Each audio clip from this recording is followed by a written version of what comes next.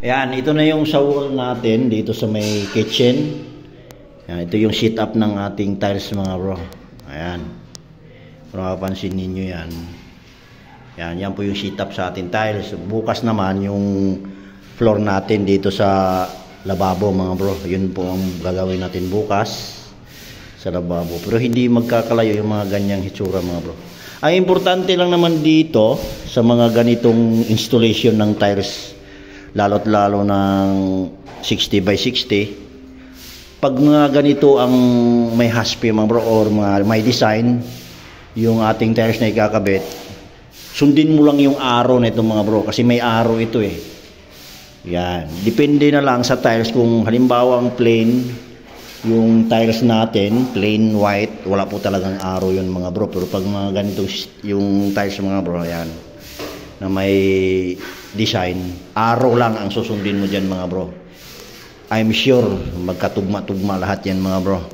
Ayan mga bro, yan po yung tips natin sa mga beginners natin mga bro. Sundin mo lang yung arrow ng tiles, tingnan mo lang sa likod ng tiles. Kung patayo yung arrow, lahat yan patayo para iisa po yung design niya pag tinignan mga bro. Alright mga bro, ito yung sa lababo natin dito sa kitchen.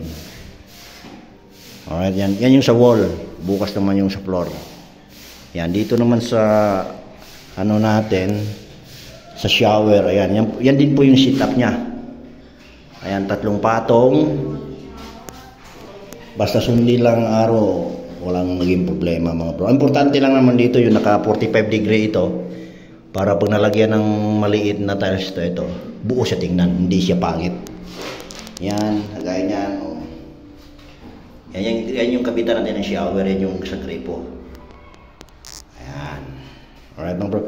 Once na kayo magkakabit ng tiles mga bro, or bago pa lang tayo magkakabit ng tiles, huwag po natin ugaliing idikit-dikit yung tiles natin mga bro. Kailangan meron siyang bigat. Kasi hindi po talaga totally advisable yon. Pwede naman siya, kaso hindi po siya magtatagal. Ayan. Kaya kailangan meron siyang pagitan o yung bigat niya. Alright mga bro. Yan po yung tips natin sa inyo. Let's go.